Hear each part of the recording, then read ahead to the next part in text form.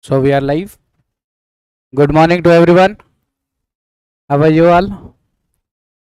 Welcome to the class.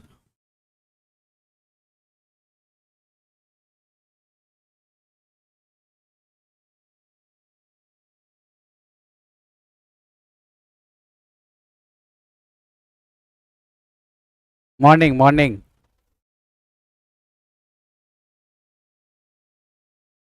कल देखिए एक नई इकोनॉमिक कॉरिडोर बनी है, IMEEC. हाँ, India Middle East Europe economic corridor. Morning.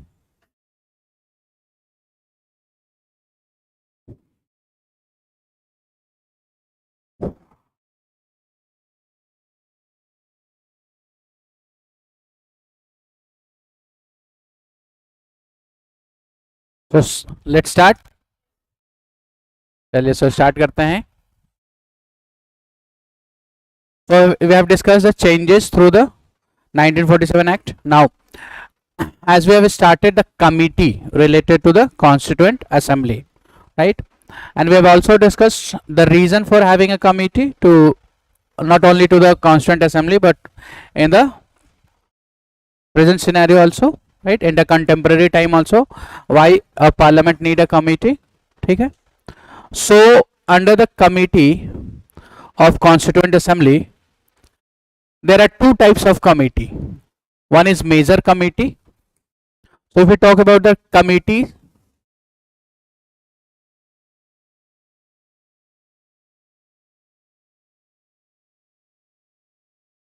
related to respect to Constituent Assembly, so there are two types of committee.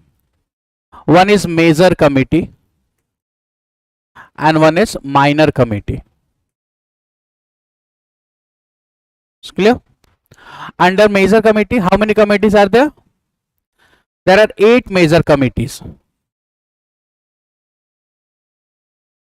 and 15 minor committee. Right? And for our related to the topic, we will going to study only the 8 major committee, and the one of the most important major committee is drafting committee. Is it clear? Okay. So let's see the committee. So Constituent 8 major committees and 15 minor committees. So this is major committee and their chairman, which is to be held as a chair of the committee, right? Now the questions from this committee was a direct questions in prelims can be asked, and it has been many times the questions has been asked from this committee. Okay? So first is Union Power Committee, which is chaired by Jawaharlal Nehru. Union Constitution Committee, chaired by Pandit Jawaharlal Nehru. Provincial Constitution Committee, chaired by Vallabhbhai Patel. Drafting Committee is chaired by Dr. B.R. Ambedkar.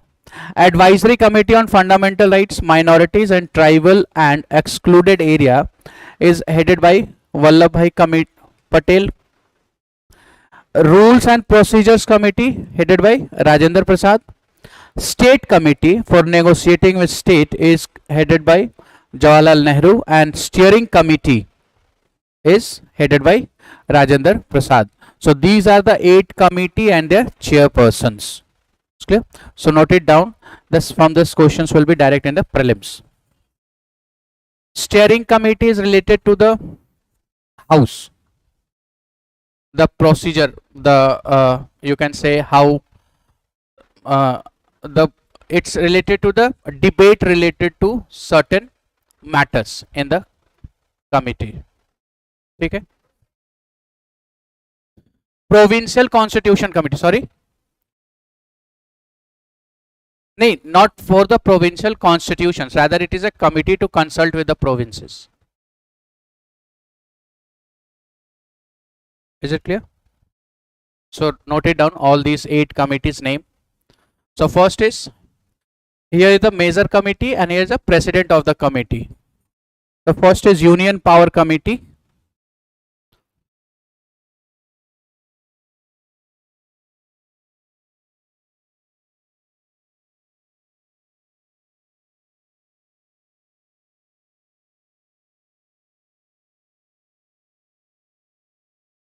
Union Power Committee headed by Jawaharlal Nehru, Pandit Jawaharlal Nehru.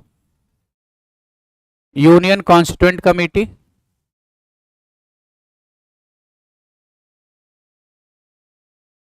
headed by Pandit Jawaharlal Nehru.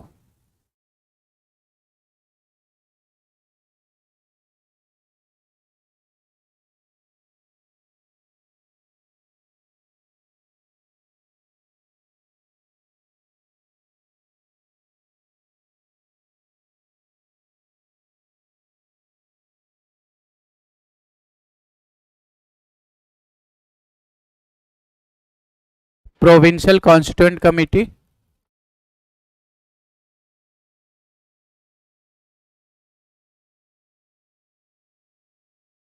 Provincial Constitution Committee Vallabh Bhai Patel.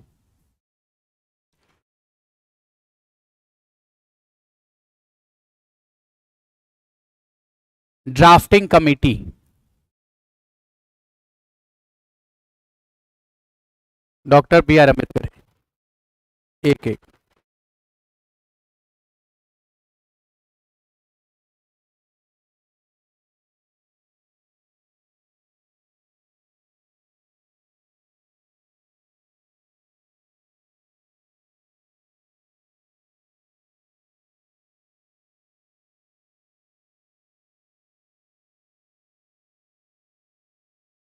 Advisory Committee on Fundamental Rights, Minorities, Tribal and Excluded Area.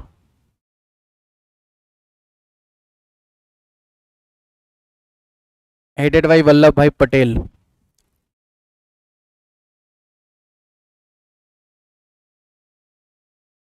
And tribal area, those area which is not included. Those were not under the provinces, British.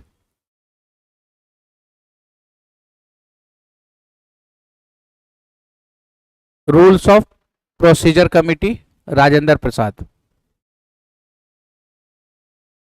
Now confusion is always arises with this State Committee for Negotiating with State. हमें लगता है कि सरदार वल्लभ भाई Patel was to negotiate with state, but the committee was chaired by Jawaharlal Nehru.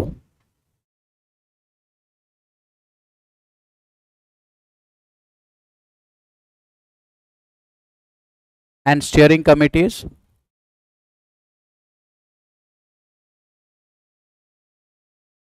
Dr. Rajendra Prasad.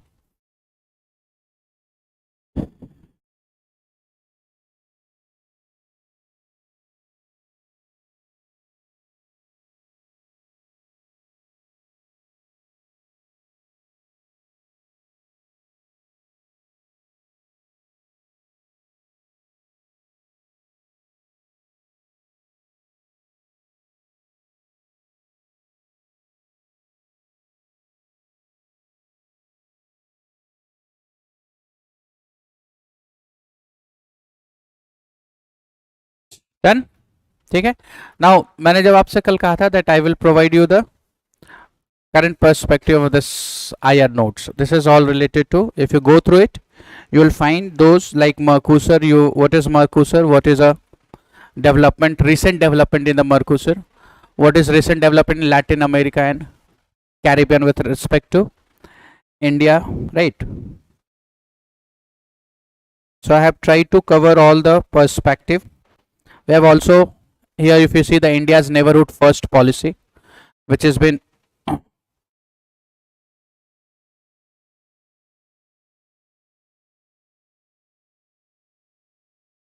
saying that India's neighborhood first policy. देखा आपको? ठीक है. So this present regime, that is of Modi government, was aggressively following its India's neighborhood first policy. ASEAN plus BIMSTEC, Act East policy, and all this, what we have already covered. Then BRICS, the recent development, recent changes. G20 is also there. ठीक है. Then Indian diaspora.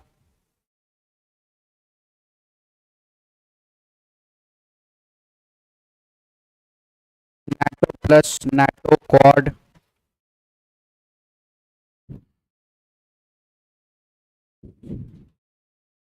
ठीक है. So this you can accommodate with the higher notes. इसको कर लीजिएगा. And recently जो भी changes हो रहे हैं, right, recently in the G20 they have announce a new economic corridor. Yes और no? IMEEC, India Middle East Europe economic corridor on the basis of CPEC, China Pakistan economic corridor, उसके basis पर India ने had started. Now next चलिए, next move to the topic. So next is drafting committee. Drafting committee. Now the drafting committee purpose is to draft the outline of constitutions. Clear? Yes. So this was an important committee among all the major committee, not the minor committee. So drafting committee is itself a major committee and it is important among all those. They have a responsibility to draft the constitutions, right? So it was set up on 29th of August 1947. This committee was to entrusted with the task of preparing a draft of new constitutions. Clear? Now there are members, 7 members were there in the drafting committee and B.R. Ambedkar was chairman, right? But 2 members were not initially a part of the drafting committee, rather they have included later on to the committee. ठीक है. So if you see the members of the committee, so first is B.R. Ambedkar, that is chairman, N. Gopala Swami Iyengar, Sayyid Muhammad Sadaullah, Aladi Krishna Swami Iyer, K.M. Munshi. So these 5 were the permanent or originally a part of a drafting committee member. ठीक है. This T.T. Krishnamachari was not an original member to the drafting committee, rather he was included in the committee after D.P. Khetan, who was an original member to the drafting committee, died. So D.P. Khetan was replaced through T.T. Krishnachari.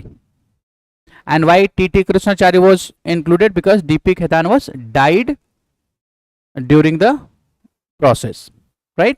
And N. Madhav Rao was also not an originally in the drafting committee, rather he was replaced. He replaced to B.L. Mittal because of his ill health.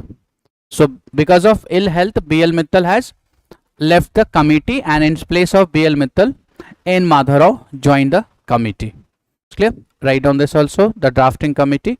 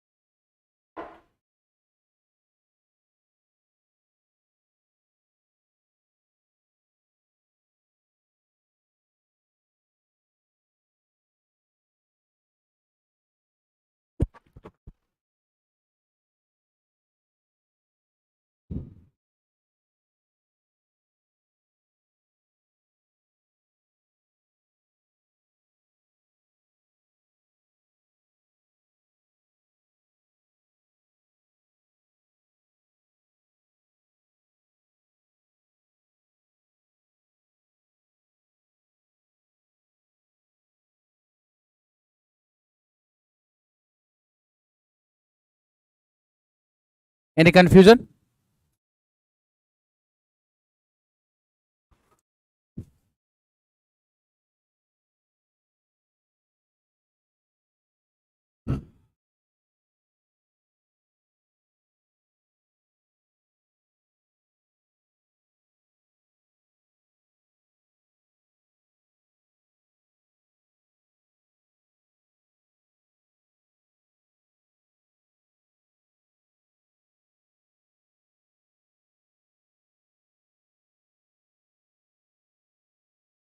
Right, so member, there are total 7 members.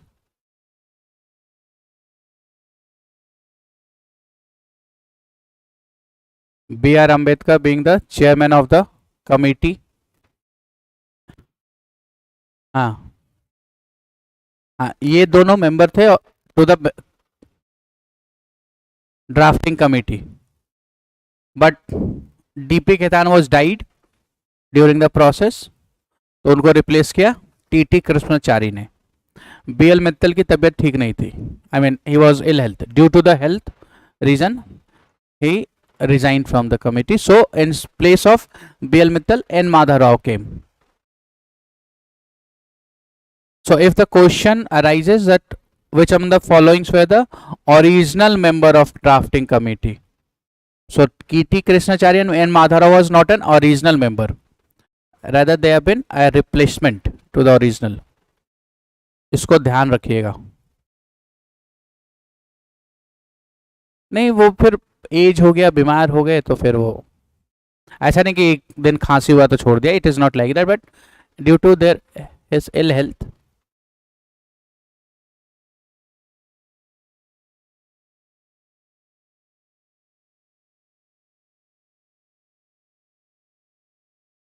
ये पूरे 3 साल के process था ना, एक दिन की process थी नहीं. There was, yes, there, I mean this is also a potential to have an questions.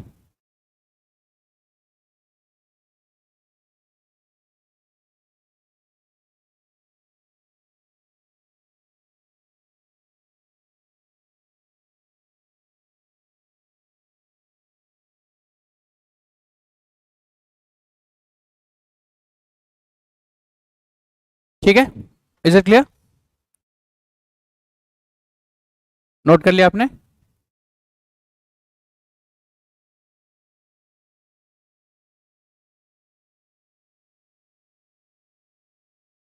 Fast. Now these are the certain trivial informations related to the drafting committee. What are the, I mean, what other purpose or job they have done, right? So अगर आप देखिए trivial informations like Constituent Assembly took around 2 years, 11 months and 18 days to complete the constitutions. The Constituent Assembly ratified the India's membership of Commonwealth nations in May 1919. The Assembly adopted the national flag on 22nd July 1947. The Assembly adopted the national anthem on 24th of January 1950. Assembly adopted the national song on 24th of January 1950. Right? What is difference between national anthem and national song?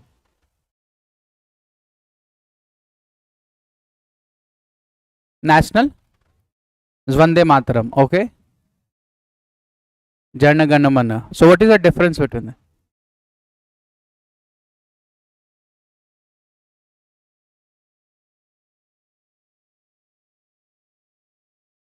And this is not poem. Difference क्या है?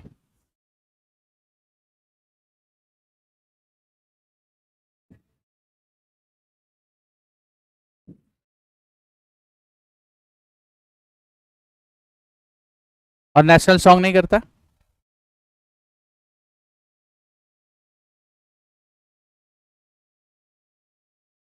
अगर आपको लिखने को आ जाए ऐसे, तो आप ये लिखेंगे नेशनल सॉन्ग जो है वो इंडिया को रिप्रेजेंट नहीं कर रहा है, तो फिर ये नेशनल सॉन्ग क्यों है?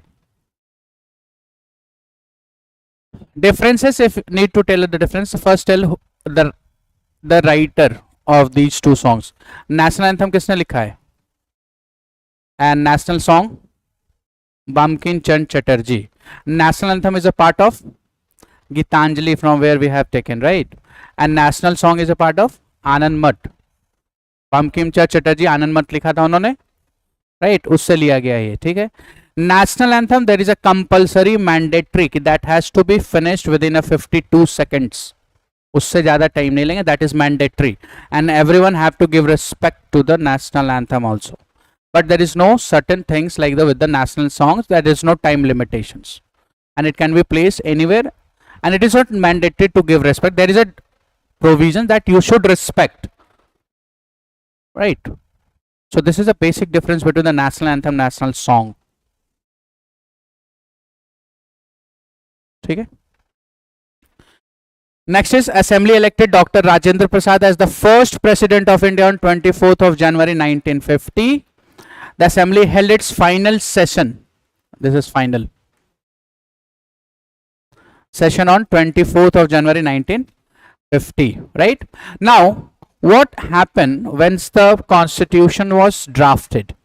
When the Constituent Assembly has finished its job as a constitution making, okay, then what happened after that? Does the Constituent Assembly cease to operate, or the members among themselves has passed a resolution of 2/3 and dissolve the Constituent Assembly? क्या हुआ उसके बाद Constituent Assembly का? It was continued as a provisional parliament till new parliament came into force after the general elections. So the Constituent Assembly does not dissolve or cease to exist immediately after the constitution was finished. Rather, it was culminated into the provisional parliament till the new constitutions came in, new parliament came into force or being after the first general elections, which was held in 1951-52 of the in India. Is it clear? So the Constituent Assembly did not end as they have finished their job, but it continued as a provisional parliament of India from the 26th January 1950 till the formation of new parliament after the first general election in 1951-52. And as soon as the new parliament came into being after the having a general elections, the Constituent Assembly ceased to operate. ठीक है, तो you should keep in mind that this as Constituent Assembly was not immediately came to an end after the completions of constitutions, rather it was culminated, transformed itself into the provisional parliament. Are you getting my point? Because through the 1947 it was awarded the function as an Parliament of India. ठीक है? Any doubt? Note these points. These all points will going to help you in the prelims. You may find some questions from this.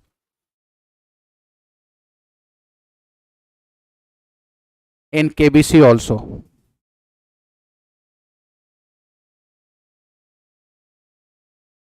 कौन सा?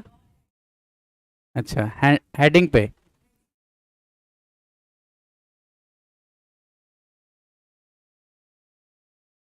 तो अगर इससे question आ रहा है तो मुझे 20% of the amount should be transferred, नहीं?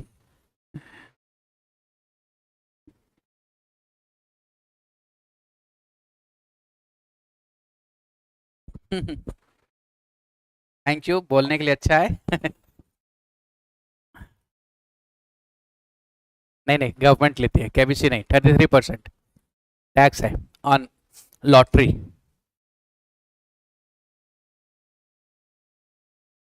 तो आप 7 करोड़ जीतो, 33% दे दो, बाकी रख लो.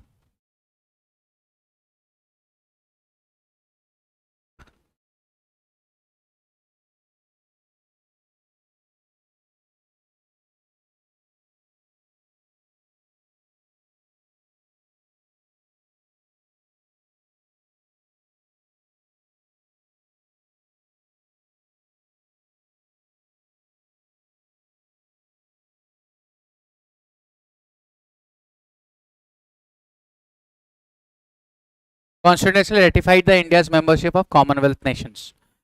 As I said, there was a Commonwealth, a grouping of a British colony formed by the Britishers. That those who are getting independence from the Britishers, they will join, they will have a membership of Commonwealth.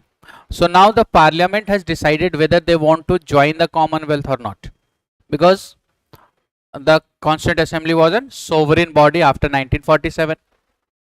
Yes or no?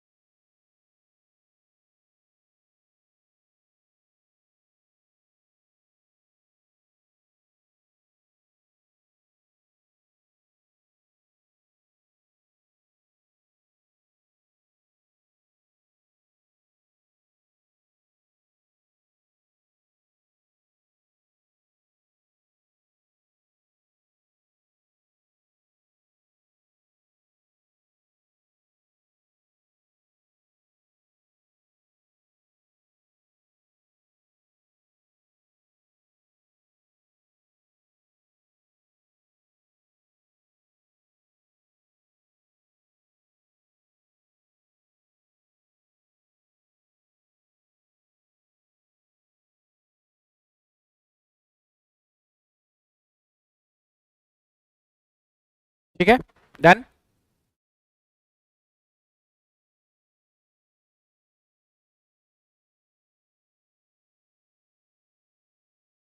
Yes, national flag, national anthem, national song, Dr. Rajendra Prasad as a first president on the final session of Constituent Assembly on 24th of January 1950.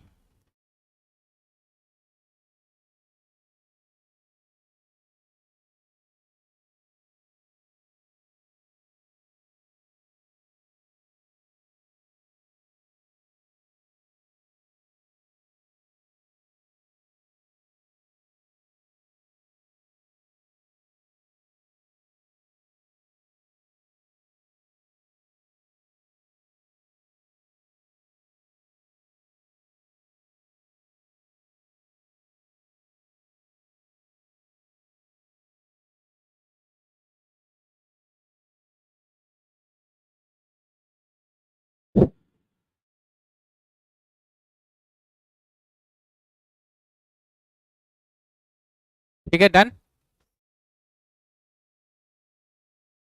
Now the next is enactment of the constitutions. So when did the constitutions enacted? What do you mean by the enactment? No, enactment is not came into force. The constitutions, the day on which the constitution is completed. Yes, so enactment of constitutions was done on the 26th of November 1950. So this is the date of enactment of constitution. Sorry, 1949. 1949. Sorry, 1949. Right? So this is enactment when the constitutions was completed and every member of the Constituent Assembly has signed the constitutions, and now the India has read it with its own constitutions. Is it clear? So does this mean that all the act through which till the period India is governing has came to an end? Till the constitution was made or in the process of making, India has been ruled through the 1935 Government of India Act and 1947 India Independence Act. Yes or no? Till the constitution is in making. Okay? But as soon as the constitutions enacted, the Constituent Assembly enacted its constitutions, that is on 26 November 1949, does this mean these acts came to be an end? So still these acts are relevant? End. So these acts came to an end on the 26th of November 1949. This is my question. Yes or no? Yes, no. आप दोनों में ऐसे करते हो. No. So still it is relevant. Till 2023 still it is relevant.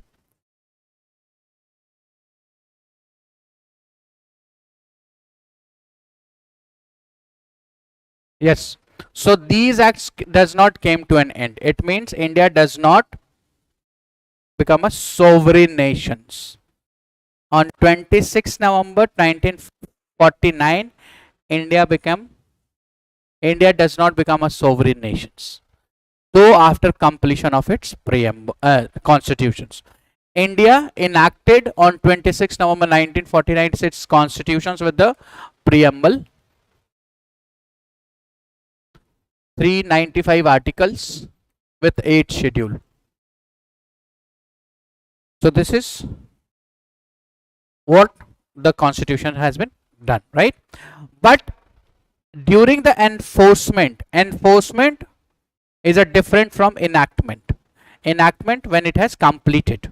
Enforcement when the constitutions come into the place. Enforce, commencement, from when the constitution has applied. Are you getting my point? So enforcement of the constitution was done on 26th of January 1950, and as soon as the constitution was enforced, the constitution was applied, commenced, India becomes sovereign, because these acts were repealed, were ceased to exist as the constitution of India enforced. Are you getting my point? Yes or no? Right? And because these acts came to an end, India became a sovereign nation.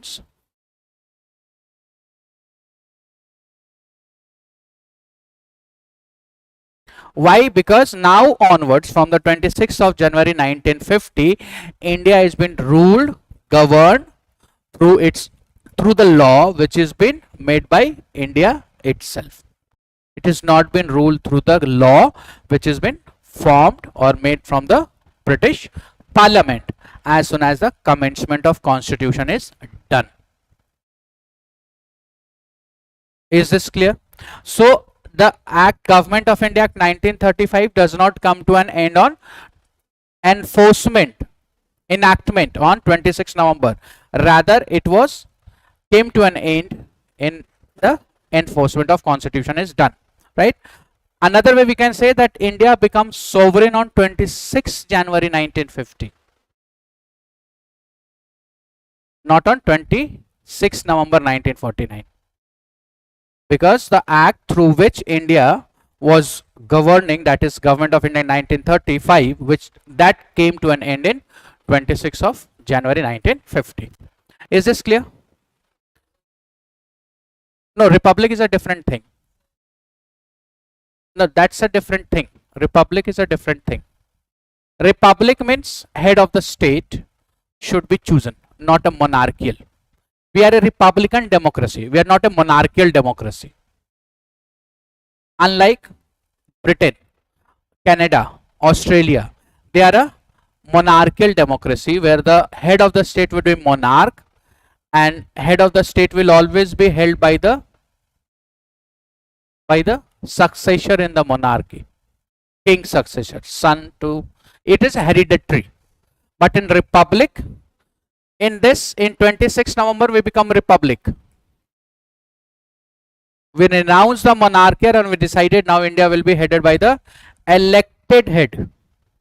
So India head, which was earlier was a crown, right? But 26 November we have chosen the first president of India on the 24th of January 1950. Yes or no? So this has been done. Are you getting my point? Yes? Another questions.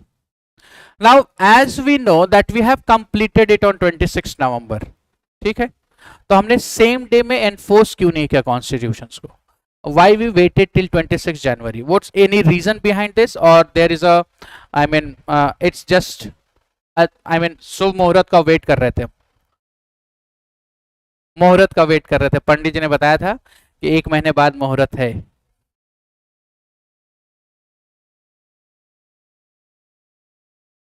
तो इस date का कोई importance है important? Yes. Lahore session, जैसे ma'am ने बताया, from the 1930 India has started to celebrate every year on 26 January as a independence day. Purna Swaraj की वहां से इन्होंने हर साल ऑन 26 जनवरी को ही सेलिब्रेट करने को डिसाइड किया था. And every year from there on they are celebrating, India is celebrating an independence on 26 of January. But India got independent on 15th of August. So for this date it was spacious, it was kept for the enforcement of constitutions. So because of the importance, so from this 26th of January we celebrate as a Republic Day.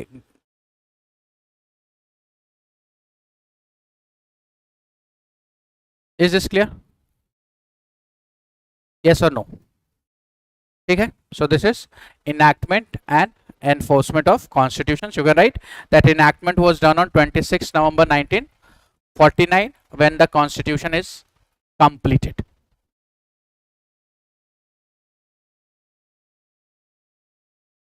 हाँ, कुछ part थे जो कि लागू थे, ठीक है. All together पूरे के पूरे कॉन्स्टिट्यूशंस को 26 जनवरी को हमने स्टैब्लिश नहीं किया था, उससे पहले कुछ पार्ट थे जो कि लागू थे। मेजॉरिटी ऑफ द कॉन्स्टिट्यूशन जो थे वो 26 को एनफोर्स किया था आपने, majority of the constitutions. Is it clear?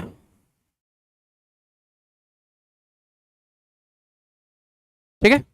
So an enforcement, you can write it is done on the 26th of January 1950, the day we become sovereign, because the Government of India Act was came to an end 1935.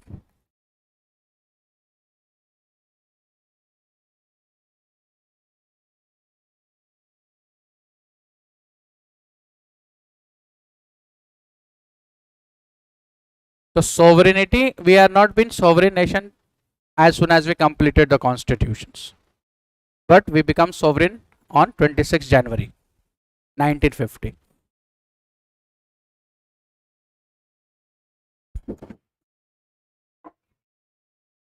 Confused?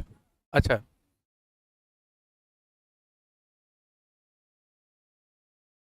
Republic day, अच्छा हाँ 26 जनवरी, yes. The importance of this date was 1930 में we have decided, Lahore session 1920 में हुई थी, ठीक है, जिसमें ये बताया गया था that in 1929 INC Indian National Congress decided कि फ्रॉम नाउ ऑनवर्ड्स, देखिए INC की मीटिंग हमेशा जो yearly meeting that was concluded only on December, every December they used to meet, session होती थी हमेशा दिसंबर में। तो लाहौर सेशन 1929 में they have gathered at Lahore session and they decided कि from now onwards we are going to celebrate as an India as Independence Day, right? So for this we choose a date of 26 January. Yes, in 1930. So 1930 से 26 जनवरी को independence day मनाने लगे, वो पूर्ण स्वराज के लिए जिसको कहते हैं। So this date become an importance for India. The constitutions was completed on 26 November. It took 2 years, 11 months and 18 days, and it was completed in 26 November. But they do not enforce immediately because they waited for the 26 January, which was nearly a 2 month away to enforce the constitutions. So that's why they have gone for the 26 January because of historical importance of this date. ये आप पढ़ेंगे when you will come to the modern India ना, you will learn about the Lahore, Karachi session, बहुत सारे sessions के बारे में आपको पढ़ना है। So that is one of the session is Lahore sessions. ठीक है? Yes or no? Right? And on the same date, all the act, the two act 35 and 1947, all everything, its enactment, its amendments, its modification, जो भी था rules bylaws उससे related वो सभी repeal कर दिए गए, खत्म कर दिए गए। And India becomes sovereign on 26 January 1950 because till before 26 January 1950 India is still governing through the 1935 Act. उस समय प्रेजेंस में थी वो एक्ट, उसको रिपील किया गया on this date. So this is a date of only not only to the celebration of republic or enforcement, rather also it is a we become a sovereign nations. ठीक है? So in 1947 we become a dominion, not a sovereign, and we do not have a complete independence because Governor General was there, which was appointed by the Crown with the advice of the Council of Ministers. So we are not sovereign, though we have given a power to enact laws. We become sovereign on 26 January 1950, a real independence. ठीक है? Yes or no? Clear? Now the last of this topic is criticism of the Constituent Assembly. So there are certain criticisms. The first is the critic says that it is not a representative body. So do you agree that it is not a representative body?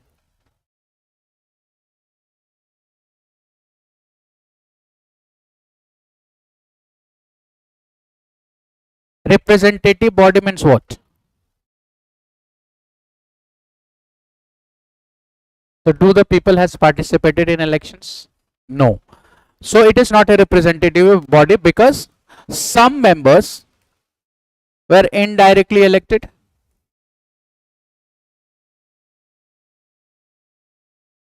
from the provinces? Yes or no? Right? And some members were nominated from the Indian states.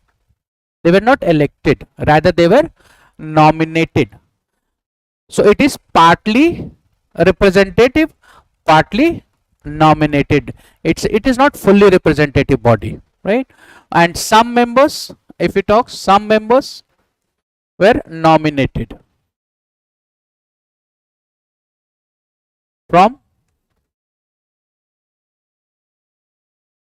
Indian state.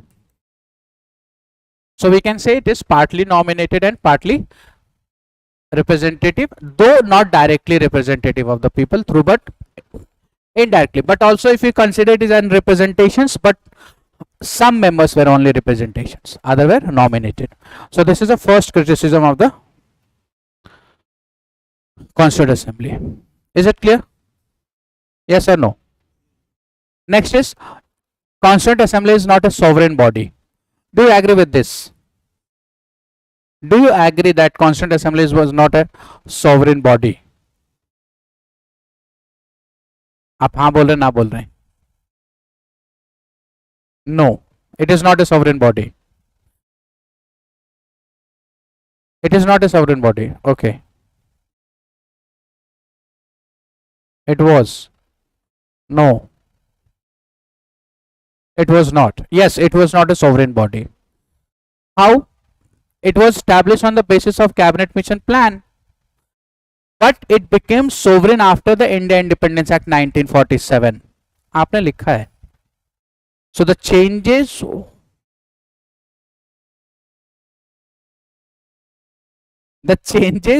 what was proposed by the 1947 made it a sovereign body. But earlier, the formations, the way it has established is not a sovereign body. Rather, it was established on the plan of British Parliament. Because the cabinet mission was sent by the British Parliament. Yes or no? Right? So it was established on the basis of a plan of British Parliament, but through the India Independence Act it became a sovereign. So initially it was not sovereign, but it was made sovereign through the India Independence Act 1947. We have already written all this.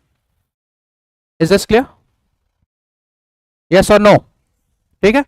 Next, time consuming. Someone says it has taken a time consuming.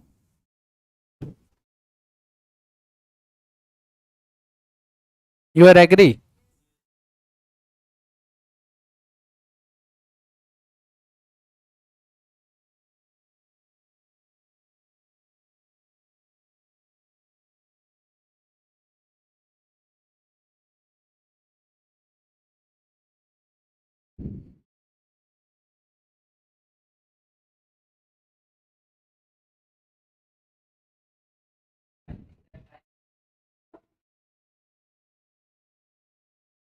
Anybody else?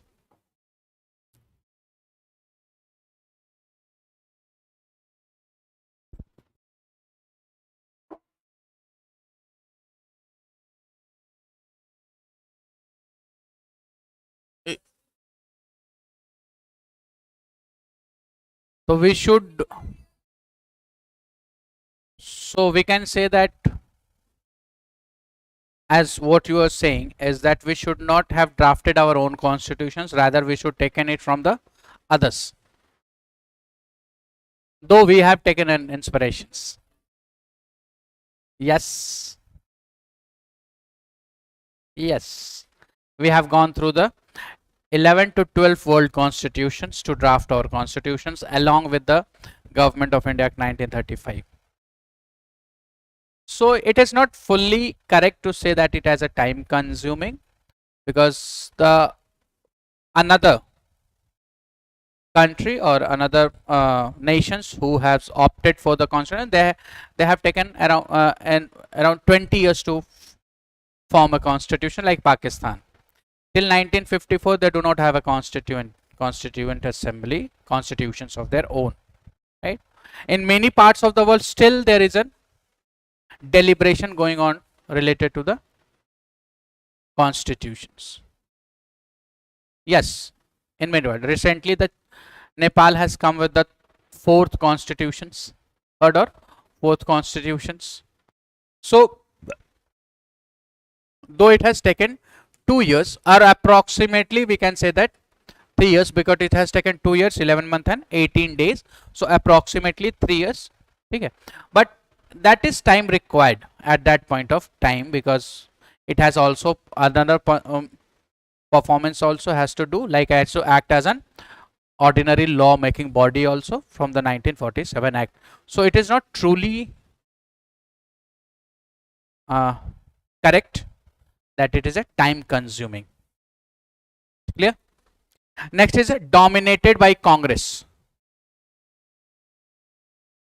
Yes, it is true, because there was no another party in that point of time, because the partition was done and the Muslim League has taken the another Constituent Assembly. So yes, it is dominated by Congress. All the members were from the majority of them from the Congress members.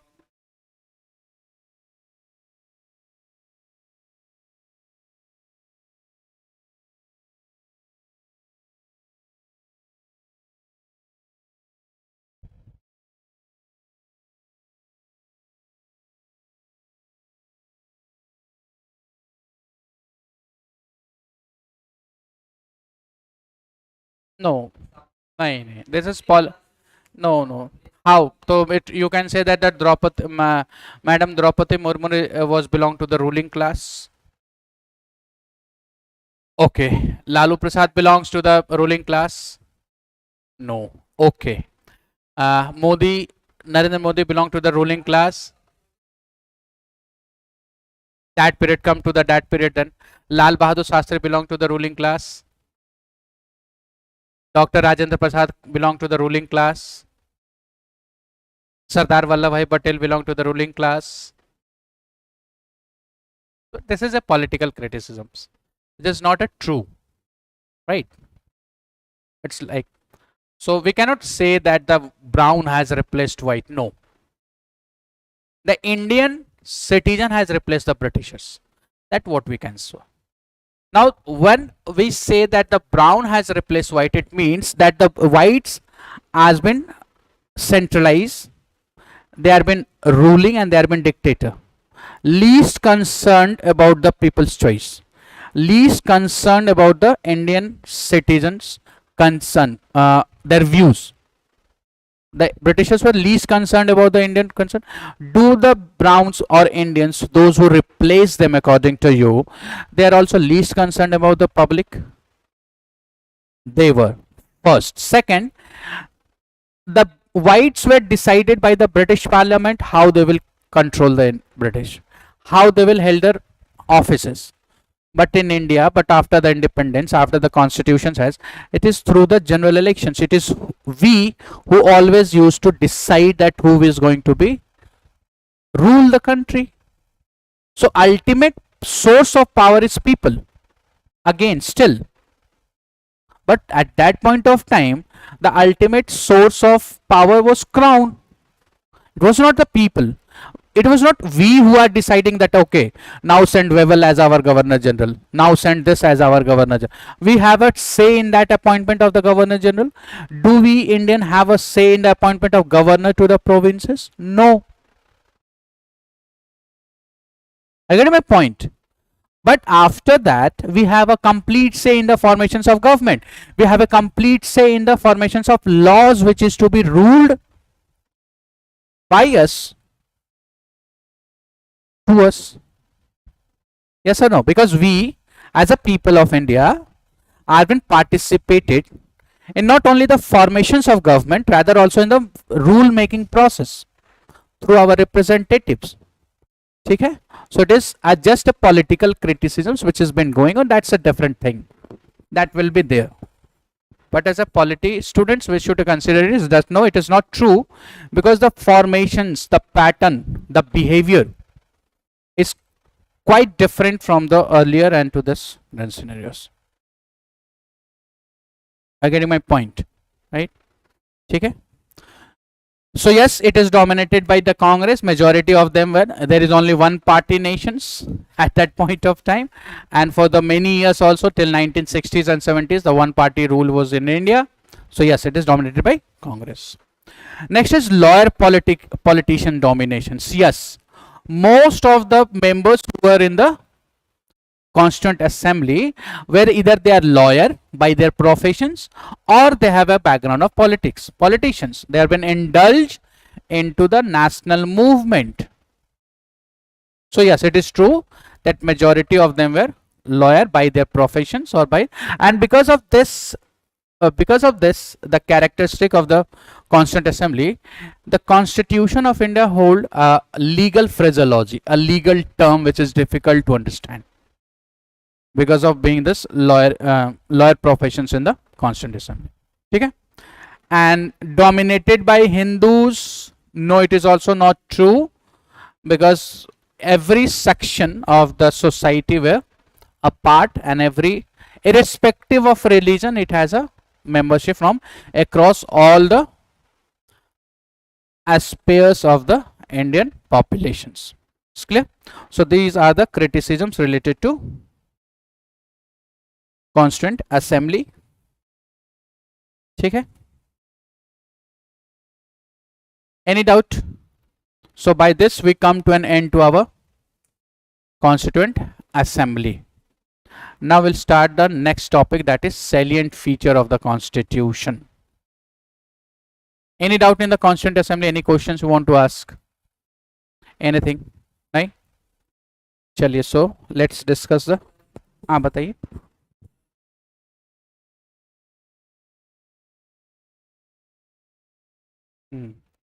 Republic means what? What do you mean by the republic? Republic is related to public. If you go with the literal meaning of the republic, na, they say we are a democratic republic, means it is mean democratic republic is a concept, combinations of two words.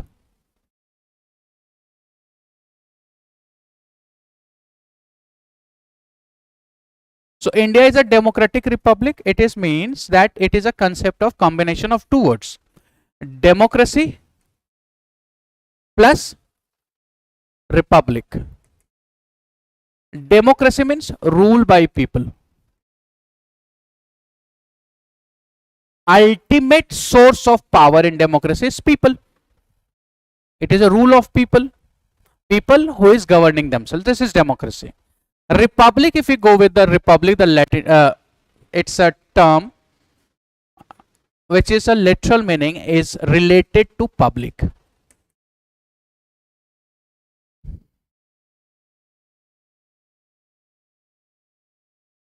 So power, ultimate source of power, belongs to the public, and it is also related to public. So when we say that we are a democratic republic, it means all the political offices, public offices, belongs to public. It is public who decides that who will hold the public offices. So under the public, head of the state is elected, not hereditary, like in monarch, in Britain, in British, in Canada, in Australia, where head of the state is a monarch, is a hereditary. There is no concept of election. And second, that it belongs, this chair, public office, is belong to the every citizens of India.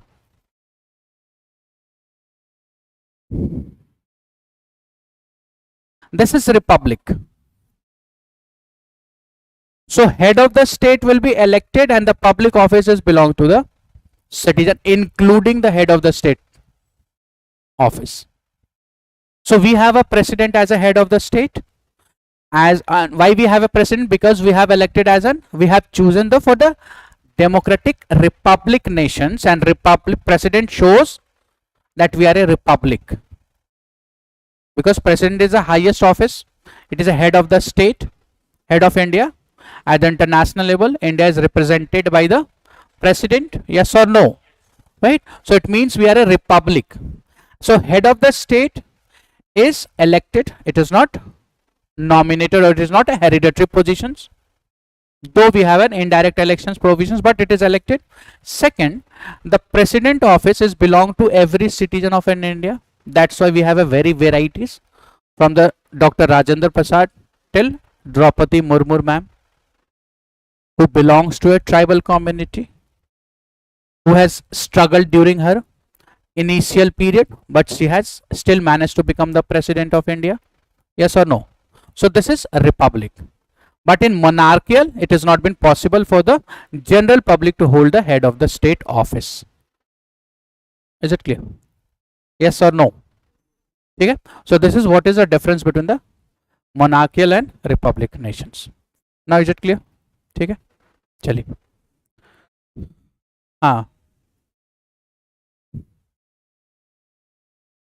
नहीं, as long as we have chosen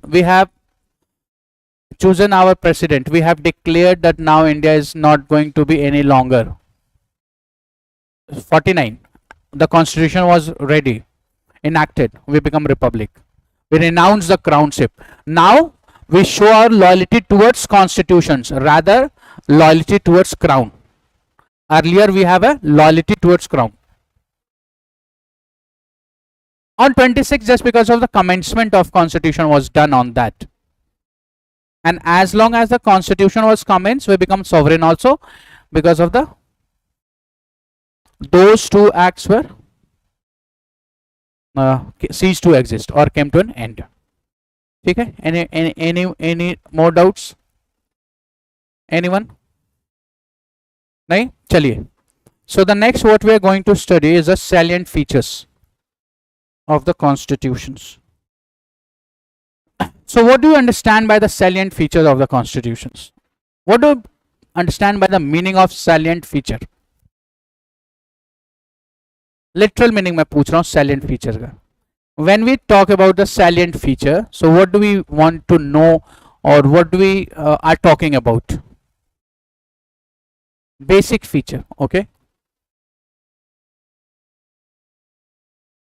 So salient feature means basic feature. This is what you are saying, I am not saying. इसलिए अभी लिखिए मत, हो सकता है replace करना पड़े. What is salient according to you? When we are talking about salient feature, we are talking about what? Important feature?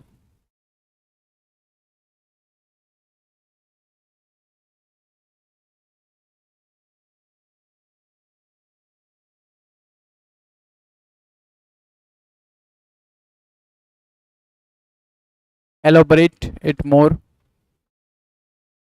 No, I'm not asking about the constitutions. When I'm talking about the salient feature, it means what do you mean by the salient feature?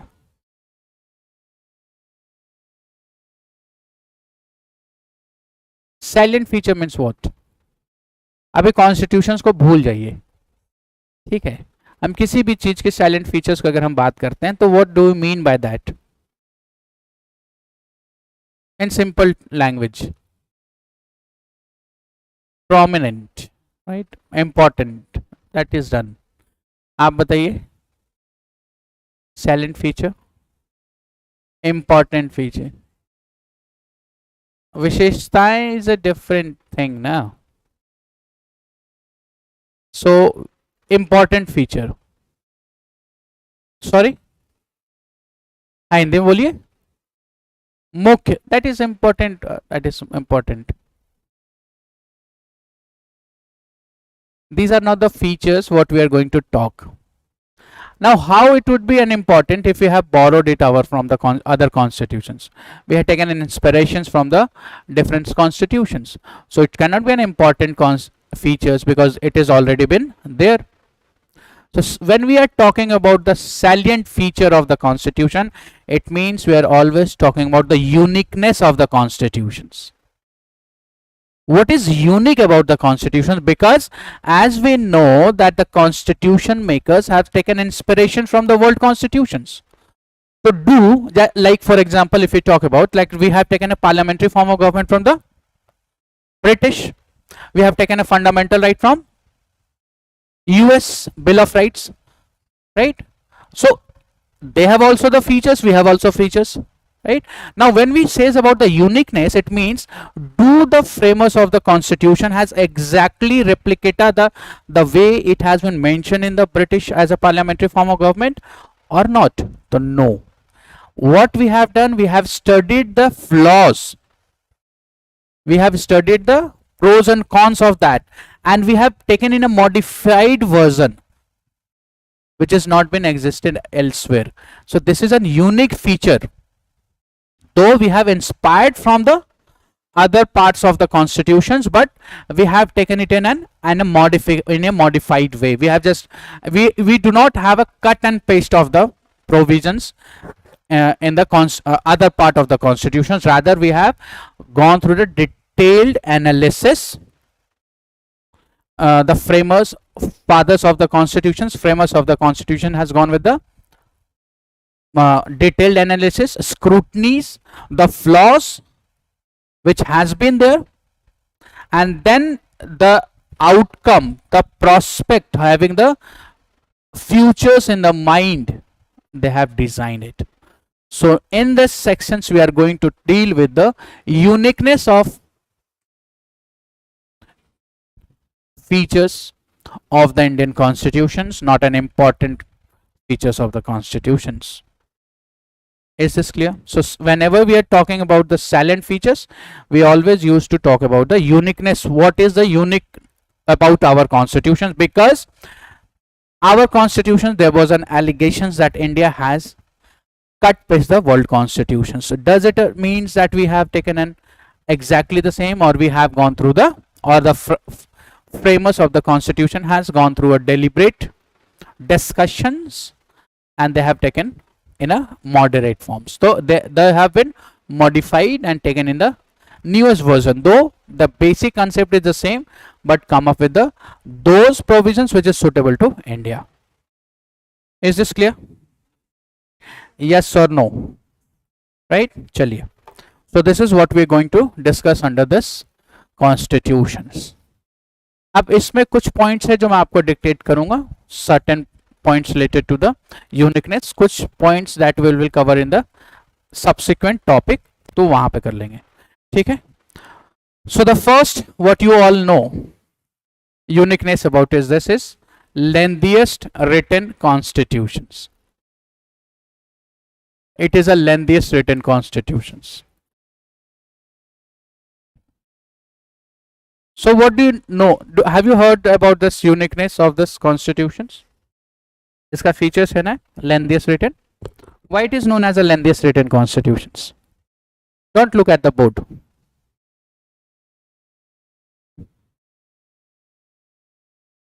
Why it is known as the lengthiest written constitutions? Now if we compare the world constitutions with the Indian constitution on the basis of what it is said that it is a lengthiest, so how we can say that if we go through the USA constitutions, which is the oldest constitutions, yes or no? But USA have only 7 articles.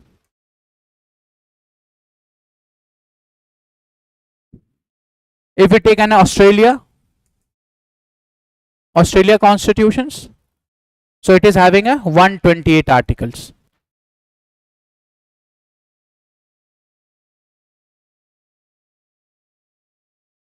And if we talk about the India, so originally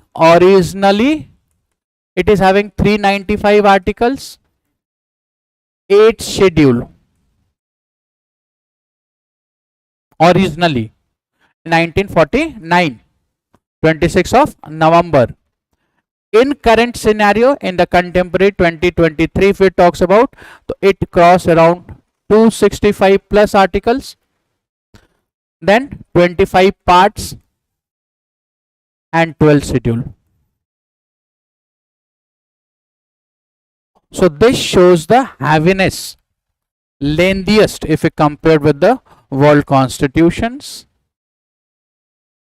This has been, and because of this we can say there is a lengthiest written constitution. So it is unique constitutions, it is its uniqueness, And why the reason behind the lengthiest? Now we will see. So what are the reasons why it has a lengthiest written constitution? Any idea? Anyone? Because of diversity. Okay, how it has impacted the lengthiest? Do America does not have a cultural diversity?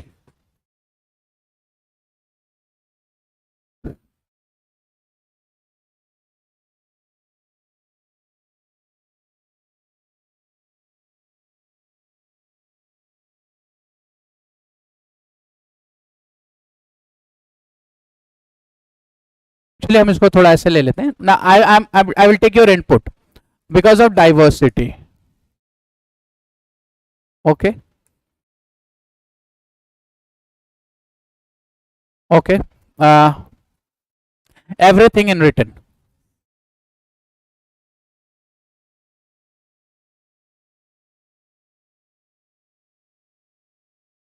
Okay.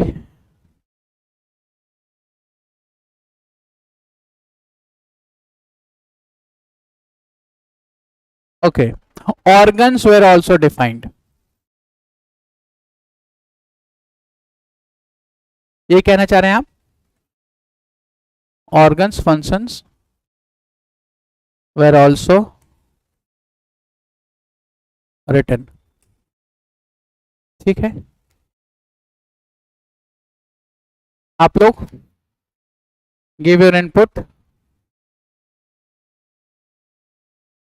क्यों इतने मोटी 500 450 articles है? क्यों है? Trade and commerce.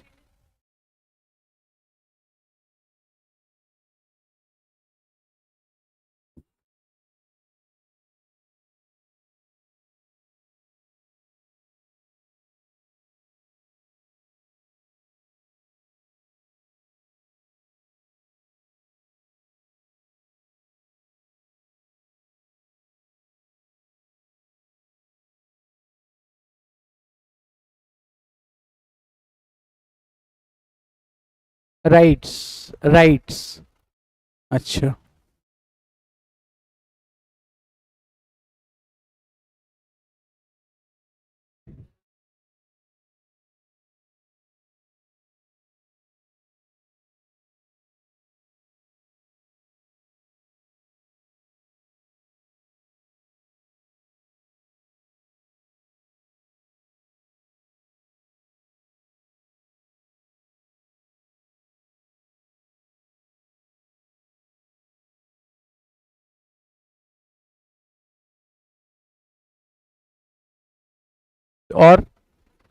और सोचिए. हाँ rights. हाँ वो भी राइट्स है ना. स्टेट को. स्टेट का राइट है वो.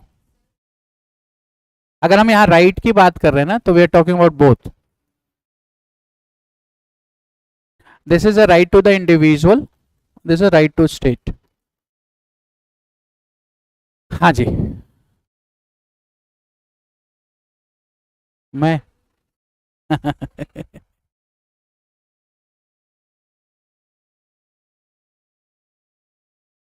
ये तो रिपब्लिक. हाँ अच्छा. हाँ बोलिए बोलिए मैं सुन रहा हूँ.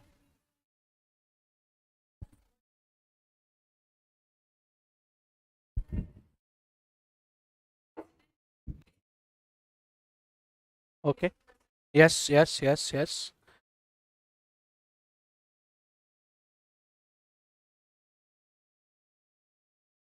Function of public offices.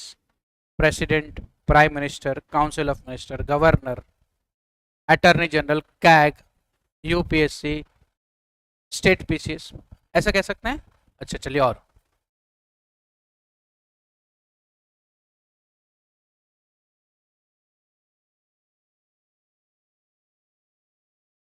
हाँ.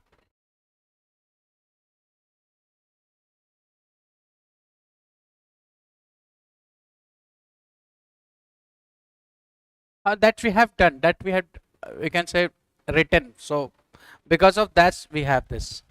और सोचिए ये जितना आपने बताया ना, कुछ करेक्ट हैं कुछ इनकरेक्ट हैं. जो करेक्ट हैं वो एक ही के पार्ट है बस.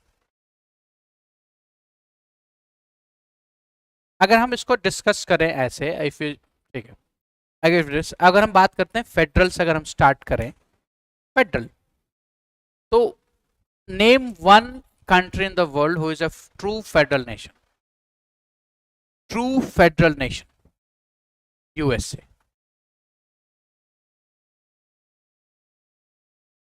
It means India is not a true federal nation.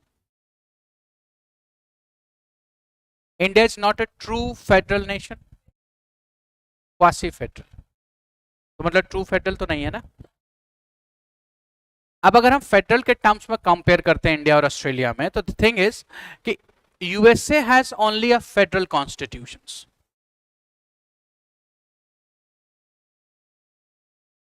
and the rest of the state units has been left to design, to formulate their own constitutions. So the policy of dual constitutions exist in USA, जहां पर USA एक ही constitution है, that is a federal constitutions, right? And all its units, that is 50 states, there are 50 states in the United States, yes or no, right? So all the 50 states were allowed to have their own constitutions, which has not been incorporated into the federal constitutions. And but in India, this is not the case. Indian constitution has not only a function, has not only the governance, has not only the administration, has not only the organs functions, not only the functions of public offices of the federal nations, federal, but rather it is also included the units constitutions in itself. So Indian constitution is a club, is a combinations of a constitutions having a provisions, detailed provisions, how the state, how the center federation is going to function, a federal government is going to function, and along with that it has also a provisions written in it that how the units, that is state, Bihar, Gujarat, UP, Kerala, will going to functions. So India does not allow the states to have their own constitutions. Yeah, they have a dual constitution policy. USA, sorry, Senate is a different thing. Senate is a bicameralism. Like अगर हम Senate की बात करें, so that is a parliament. US parliament has a bicameral. One is known as a Congress, which is a lower house, like India's Lok Sabha. Another is Senate. This is upper house, like India Rajya Sabha, right? And the Senate or the Rajya Sabha is a representation of states at the federal level. It's clear. So this Senate, or this is different thing. In USA, there is a provisions that true federal means what? There is no control of a union at the state. So union states along with the union are sovereign in their own sphere. But do the Indian states units are sovereign in their own sphere? No, they are not sovereign. There is a control of an center over there. In normal time also through governor. The governor, which is a constitutional head of the state, but the state does not have anything say neither in their appointment nor in their removal. ठीक है, state government कभी नहीं कह सकता कि आप इसको हटाओ, इसको लाओ. But India at the federal level, they elect their president and there is a provisions to impeach the president. But this is not the same with the state.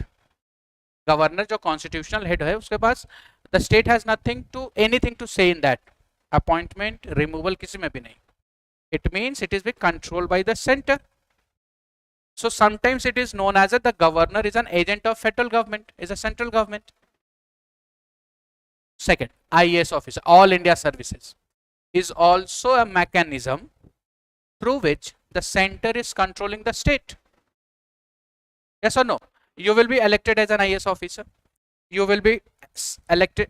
Your process of selections will be done through center under UPSC. Yes or no? Your services will be regulated through the UPSC, Ministry of Union Ministry. I get my point. But you will be work under the state government. You will be posted in the state. But again, the state government does not have a power to suspend you, to dismiss you from your service. They can only transfer you. So again, through this mechanism, the central government is controlling the state. So in India, the units, the states are not sovereign in their sphere. And another example for the controlling is the Article 200 and 201, where the governor has been authorized by the constitutions that the governor can reserve certain state bill for the consideration of president. And that's come under the discretionary, constitutional discretionary of governor. So it means that the state bill can only become an act when the center authorize it. Are you getting my point? So this is how the state government is been controlled. Another High Court. Though High Court has its jurisdictions, though High Court judges' salaries were to be paid out by from the state consolidated fund of state government, but the appointment removal is not done by the state, it is done by the center. So these are the mechanism through which the state were to be controlled by the center. But in terms of America, when we talks about the USA, so in USA the states are sovereign in their nature. How? Due to the policy of dual constitutions, the states were allowed to have their own constitutions. Due to the policy of dual citizenship,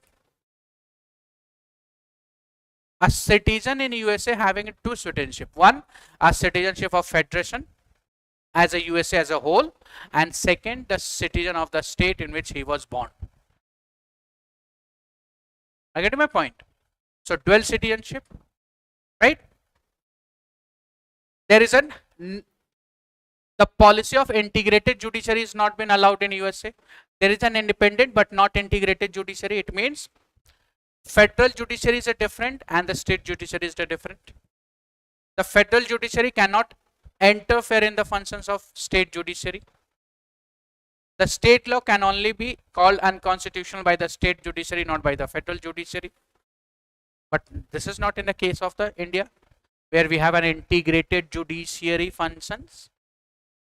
Yes or no? There is no distribution of power between judiciary as a distribution of power between center and state through the 7th schedule.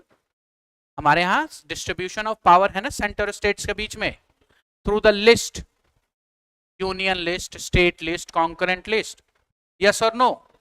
But do we have the same list for the judiciary? No. That it means that the integrated judiciary, it means that in India there is no distribution of power in judicial system. There is no subject limitations on judiciary. ऐसा कोई list आपने देखा है जहां पर judiciary का कि supreme court सिर्फ इसी मैटर में लॉ बना सकती है या रूल कर सकती है या किसी भी अनकॉन्स्टिट्यूशनल कह सकती है, हाई कोर्ट के लिए ये सब्जेक्ट है नहीं ना. It is an integrated. So we have an independent and integrated judiciary. Yes और no? There yes, there is a list, there is a division of power in the judiciary also, but they have an independent judiciary.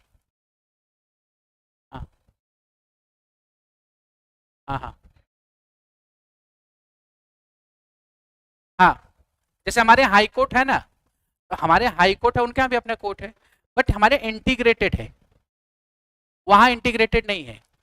उसका मतलब federal court जहां Washington DC में बैठी है federal court, वो federal disputes को resolve कर रही है. ओरिजिनल ज्यूरिसडिक्शन में फेडरल डिस्प्यूट्स के दो स्टेट में डिस्प्यूट हो गया, मान लीजिए लॉस एंजलिस और लास वेगास में डिस्प्यूट हो गया, ठीक, तो इन दोनों के डिस्प्यूट्स को फेडरल कोर्ट रिजॉल्व कर देगी। लेकिन उनके यहाँ अपनी कोर्ट है स्टेट में, जो स्टेट लॉ बना रही है, क्योंकि उनके पास अपना कॉन्स्टिट्यूशन है। लॉस एंजलिस का अपना कॉन्स्टिट्यूशन, लास वेगास का अपना कॉन्स्टिट्यूशन, इलिनॉइस का अपना कॉन्स्टिट्यूशन, न्यूयॉर्क का अपना कॉन्स्टिट्यूशन, वॉशिंगटन डीसी का अपना कॉन्स्टिट्यूशन, हर किसी का अपना कॉन्स्टिट्यूशन है। तो जो लॉ, जो जुडिशियरी है वो इंटीग्रेटेड नहीं है। वो एक मिनट में आ रहा हूं। तो वो सभी अपने जो स्टेट लॉ बना रहे हैं उनको वो अनकॉन्स्टिट्यूशनल डिक्लेयर कर रही है, कॉन्स्टिट्यूशनल वैलिडेट कर रही है। ये काम फेडरल नहीं कर रही है, फेडरल का इंटरफेरेंस नहीं है। जैसे हमारे यहाँ सुप्रीम कोर्ट का इंटरफेरेंस है ना, कि किसी हाई कोर्ट, किसी स्टेट ने कोई लॉ बना दिया, ठीक है, उसको चैलेंज कर दिया आपने हाई कोर्ट में, तो सुप्रीम कोर्ट ने, तो सुप्रीम कोर्ट ने उसको रद्द कर दिया, नहीं नहीं this is unconstitutional. Interpretation of constitution is Supreme Court in India, a final interpretation, yes और नो। बट वहां पर federal constitution was interpreted by federal court, state constitution was interpreted by state court. Are you getting my point? समझ रहे हैं? Is it clear? आप बताइए।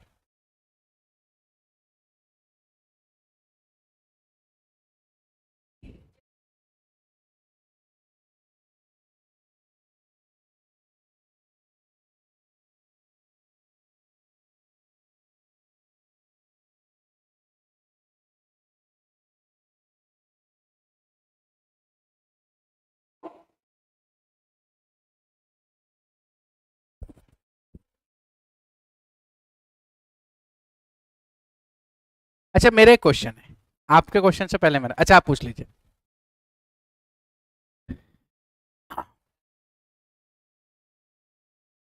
वही question मैं पूछने जा रहा था।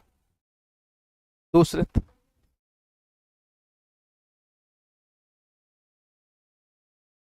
है I thought it is lost. हाँ, my question is what is the difference between US federations and India federations? अच्छा, इसको हम ऐसे समझ लेते हैं कि यूनियन, यूएसए फुल फॉर्म क्या है? United states of America, which is an union of states. यही है ना? यस और नो?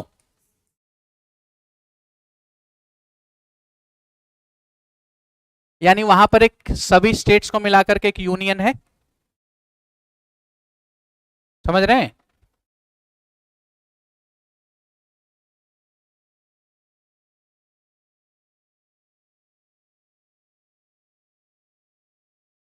यहां भी सभी स्टेट्स को मिलाकर के एक यूनियन है। बोलते हैं ना इंडिया, दैट इज भारत, राज्यों का संघ, लिखा है ना कॉन्स्टिट्यूशन में, यूनियन ऑफ स्टेट्स। डिफरेंस है दोनों में कुछ या नहीं? This is America, this is India. यहां नहीं, यहां कोई डिफरेंस नहीं है, देयर इज सेम। है है है नो नो है। सो 3 यस एंड 2 नो। क्या डिफरेंस है?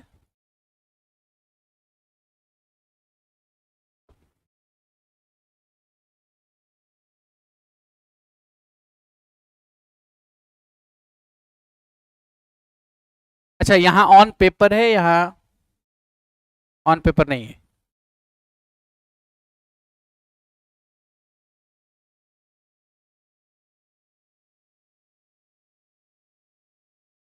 कैसे सिमिलर है दोनों?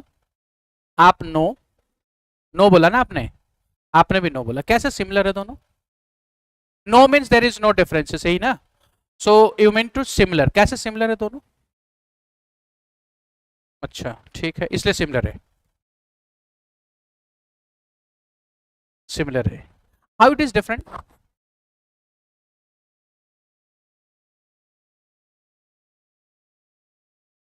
कैसे? दैट ठीक है, but how? The formation of union की बात कर रहा हूं मैं। Difference, is there any difference between the formation of union in USA and state India in terms of formation of union? दोनों जगह यूनियन ऑफ स्टेट्स है, यहां भी यूनियन ऑफ स्टेट्स है, यानी दोनों ही जगह यूनियन का फॉर्मेशन हुआ है, हुआ है या नहीं? So is there any difference in the formation of union in the two state or they are same? No differences. कैसे?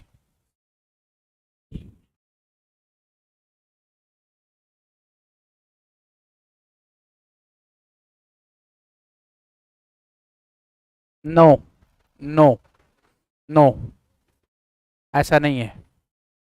हाँ जी बताइए, आपने तो कहा कि सेम है। हाँ बताइए। आप जो कह रहे हैं ना, मैं उस तक पर भी आता हूं, उसको थोड़ा अलग मॉडिफाइड कर दूंगा। हाँ जी बताइए। हाँ वो है, नहीं वही मैं कह रहा हूँ कि कॉन्स्टिट्यूशन भी अलग है, मैं तो वही बात कर रहा हूँ। मैं कह रहा हूँ यूनियन के फॉर्मेशंस में क्या डिफरेंस है दोनों के फॉर्मेशन ऑफ यूनियन में। I am talk, you are not getting my question. I am, पहले क्वेश्चन सुन तो लीजिए। आई एम आस्किंग कि दोनों ही जगह यूनियन है, इंडिया भी यूनियन ऑफ स्टेट्स है और अमेरिका भी यूनियन ऑफ स्टेट्स है, यस और no? Right. So is there any difference between the formation of a union in America and in India? That is the main questions. How the union was formed in America is similar to that how the union is formed in India. I'm asking this. Similar है, similar है, right? No, it is not a similar. कैसे? In this, the union is a product of agreement between the states. सभी 50 states मिले और उन्होंने decide किया कि हम साथ रहेंगे, तो हम एक यूनियन का निर्माण करते हैं, तो बना United states of America. So in America the union was a product of the agreement between all the states, and because of this agreement between the states remain sovereign. हम 5, 6, 10 लोग जो हैं वो आपस में क्या करेंगे, डिसाइड कर लेते हैं एक पार्टनर की, चलिए हम लोग साथ मिलकर के एक ग्रुप बनाते हैं, कंपनी बनाते हैं। तो हमने मिल करके एग्रीमेंट तैयार की, अब इसमें मेरा ये अधिकार, मेरा ये अधिकार बनाया, हमने एक सोसाइटी बनाई। हम इंडिपेंडेंट हैं, जब चाहेंगे तब भी हम अपना इंडिपेंडेंट काम करेंगे, यस और नो? तो सिमिलरली अमेरिका में जो यूनियन बना, the union was formed on the agreement coming together by all the states, and because the states have agreed to form the union, they remain a sovereign body, they remain the sovereign, कि हम अपनी sovereignty surrender नहीं करेंगे। Are you getting my point? But in India the union is not a product of agreement.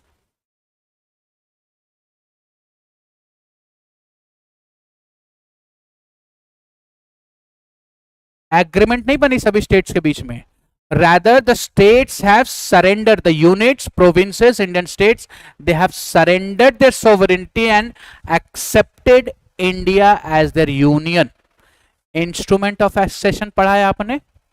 Every Indian states have to sign an instrument of accession. हम सम्मिलित हो रहे, means they are surrendering. So this is a basic difference between the union of states and the India in the formations of union, that here the union is a product of agreement between all the states. So सभी को साथ आ गए, और when there is an agreement made, so all the interested parties, the stakeholder in the agreement, their interest was secured.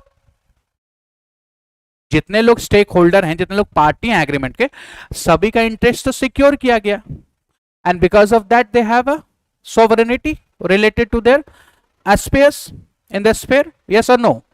But India union is not the same as it is formed. It's clear? ठीक है? Now if I coming to your point, so because of this, because of the arrangement, because of the sovereignty of the states, because of an agreement made by the states, union of USA came to be known as an indestructible union with indestructible states.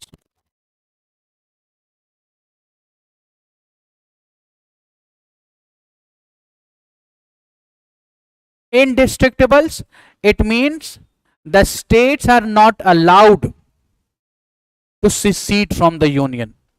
ऐसा नहीं कि आज तो हम agreement कर लिए, कल छोड़ के चले गए, फिर दूसरा एग्रीमेंट बना लिया, दूसरा यूनियन में, no. So USA and the states states in the USA were not allowed to secede separate from the union. Union को छोड़ नहीं सकते हैं वो, indestructible union, यानी यूनियन टूटेगा नहीं. Along with that, indestructible states. It also give rights protection to the states, constitutional protection to the state, constitutional territorial protection of the states. कि union will not destruct the states, union will not bifurcate the states, union will not break the state. So states territorial integrity was secured through the constitutions in USA.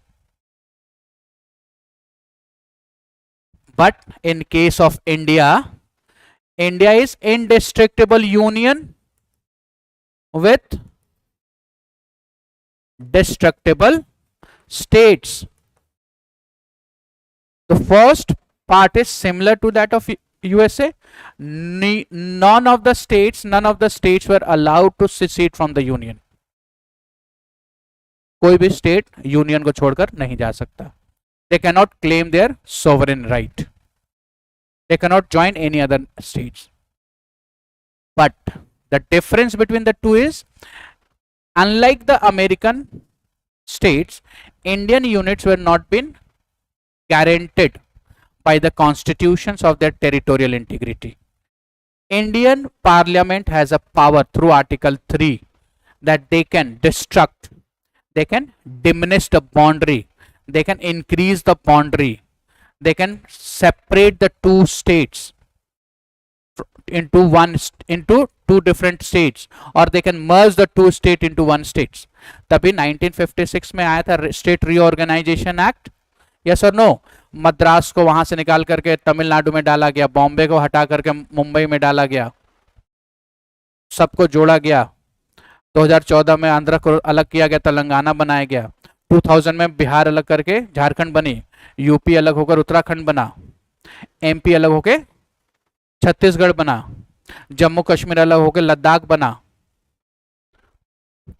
How? Because of the provision of the constitutions. Are you getting my point? Yes or no? So we can say through this example we can understand that how India has, though it taken its provisions from the federal station, from USA, but not has been, it's a replica of that.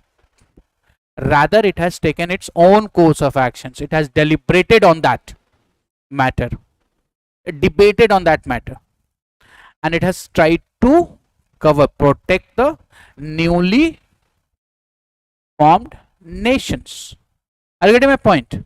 So because of these all reasons, you can say that it is an lengthiest written constitution. Okay?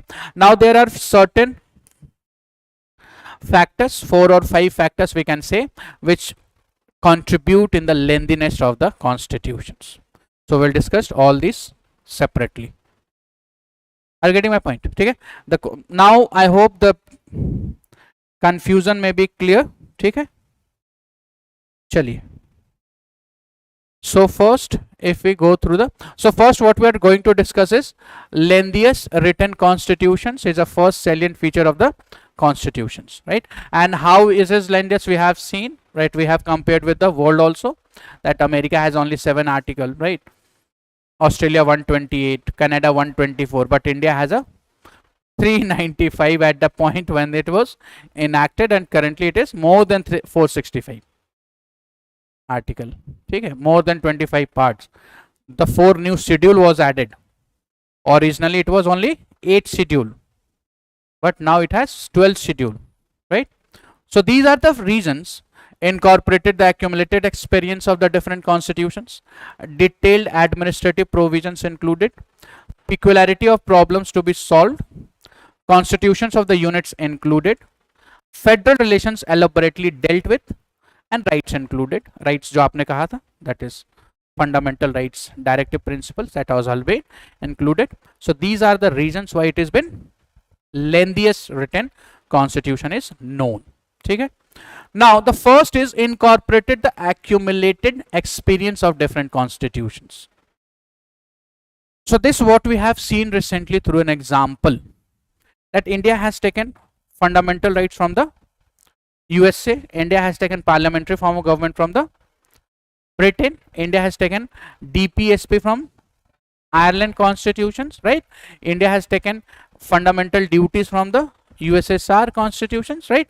So though we have taken our different provisions from the different sections or different parts of the world, but not an exactly the same, rather we have taken as an accumulated experience, means the experience they have faced while dealing with that issues and what the problems they face.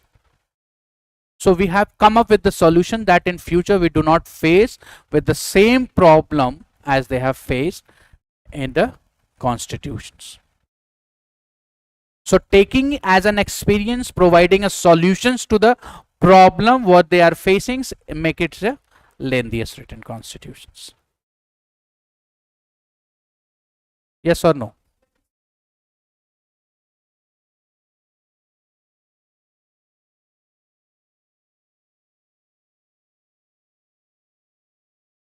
I said they have provided the solutions with the problems which the world was faces while dealing with the constitutions. So we has taken as an experience and provided solutions that in future the India does not face the same problem, and it has a problem solver is already been given under the constitutions. And because of that, it is because dealing with the problem and also providing the solutions, it is a lengthiest. It is making it lengthiest. So all the things has to be, so because of this providing a problem and solutions, the Indian constitution has more word than the world ever. More word than the world has in their constitutions, because dealing with the every problems and providing solutions to every problems requires and more letter, more words, and because of this it is lengthiest. Is this clear? Yes or no? Okay. Now the important among all these is the second, that is a detailed administrative provisions included in India, right? So if we compare with the USA, so United States of America, USA has in their constitutions provisions related to governance only in the constitutions. The USA does not have a provisions related to administrations, rather it was left to the present scenario, it was left to the present government, it was left to the present administrator. Then how they can govern, it is up to the administrator. So it is only the provisions in USA has been related to administrations, not, and the administrative part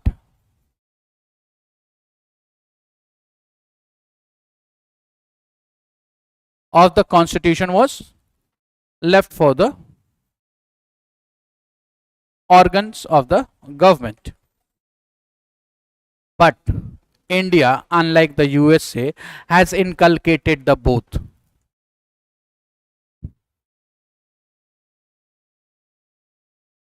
So India, unlike USA, have provisions for both. It is not only included the governance part, rather it has also included the administrations part of the constitutions. Now the governance part and administrations part of the constitutions both were taken from 1935 Act.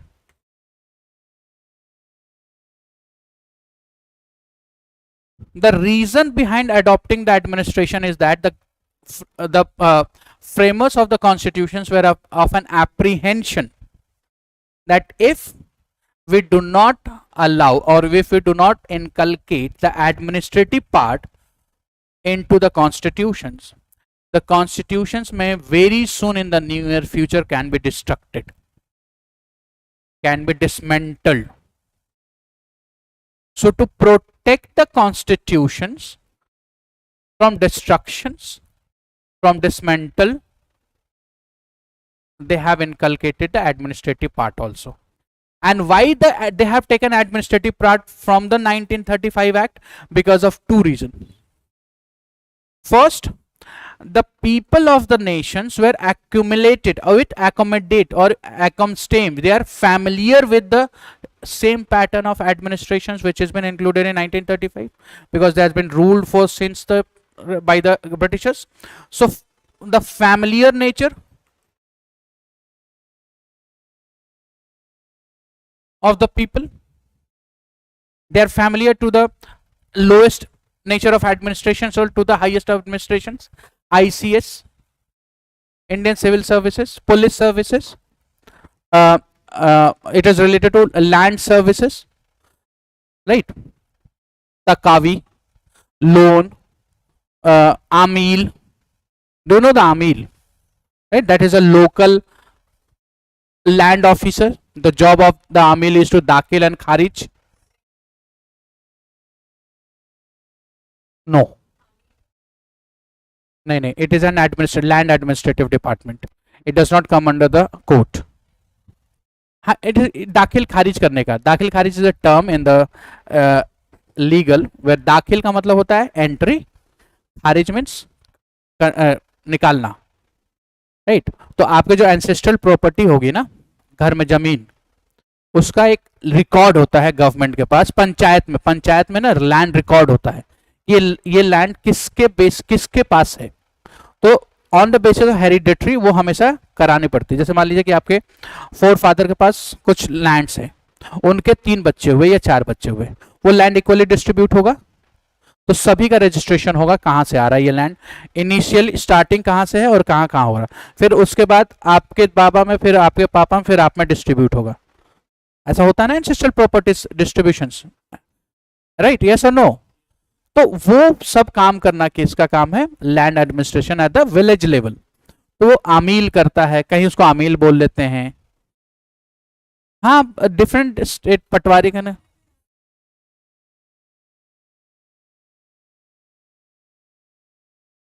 That's a different, वो दूसरा है. I am talking about the land administrations. हाँ हाँ, अच्छा. वो क्यों? तब जब कोर्ट में केस चली जाती है, तब ये काम आमिल को बोला था कि ये कोर्ट की तरफ से आदेश है. हाँ, ऐसे वो सारा डिपार्टमेंट ही आमिल का है. That come under the land administrations. That comes under its jurisdictions.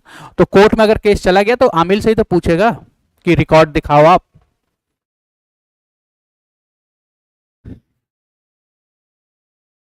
नहीं, अपना नहीं होता.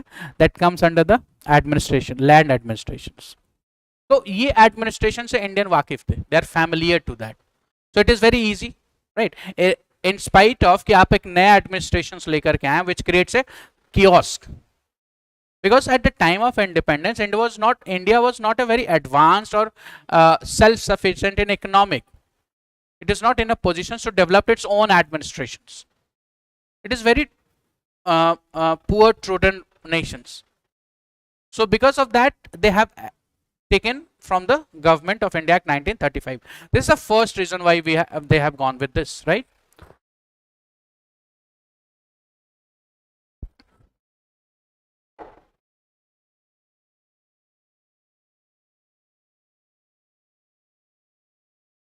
नहीं, फिर हम मोनार्कियल एरा में हो तो डेवलपमेंट होता, फिर उसके लिए एक अलग रेवोल्यूशन होता, that is may be, right? वो अलग होता. फिर लंबे समय तक हम उसमें चले आते. हाँ, प्रांतों में बट्टे होते.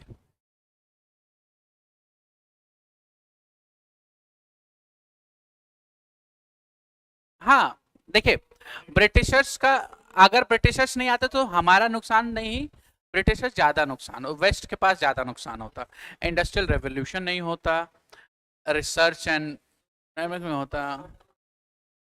हाँ, yes we would be a first world, yes, because उनके आने से पहले हमारे जीडीपी बहुत अच्छी थी.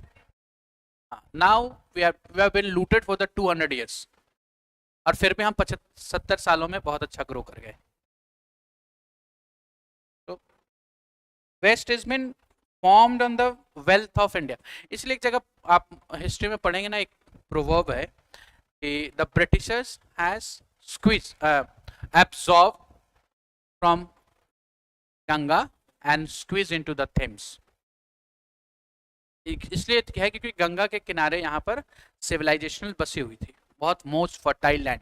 तभी आपको शायद मैंने बताया था कि बंगाल को ही क्यों बनाया गया गवर्नर, बंगाल के गवर्नर को ही बंगाल गवर्नर क्यों बनाया, क्यों गवर्नर जनरल कहीं और को नहीं बनाया गया, because of the importance of that land, because of the importance of that area.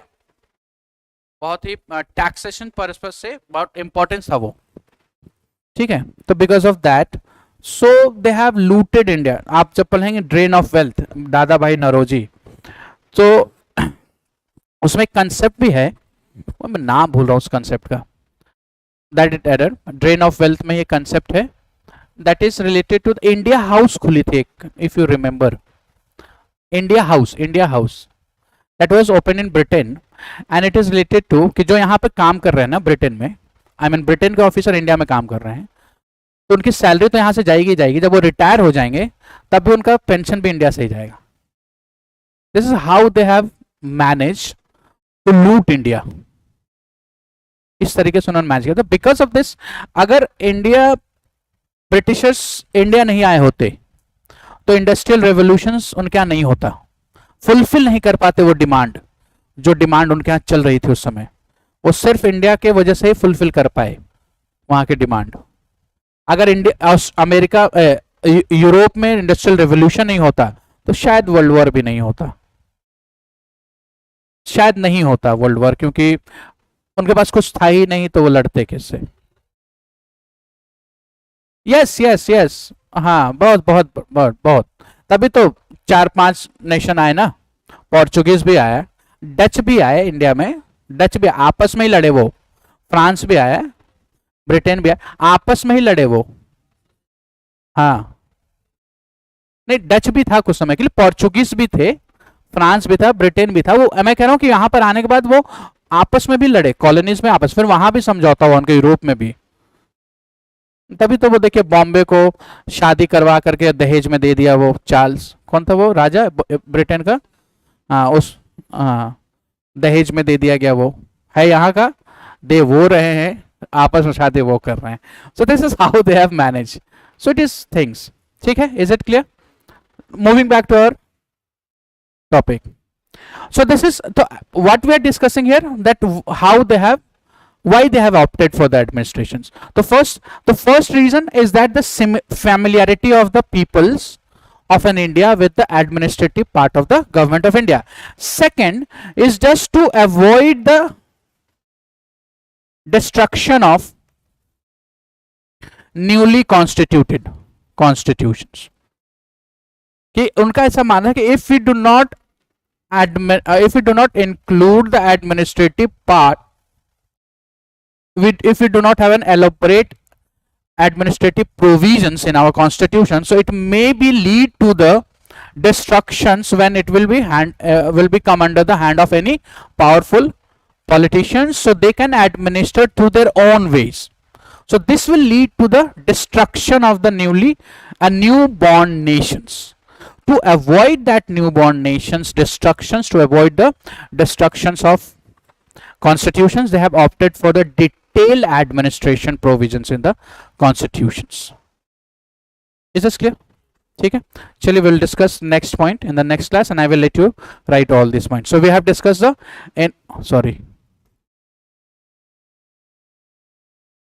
incorporated and the second detailed administrative provisions. ठीक है, चलिए थैंक यू। हाँ ये लिख लीजिए, I will let you write also, not an issues. So we'll meet in the next class. Thanks a lot.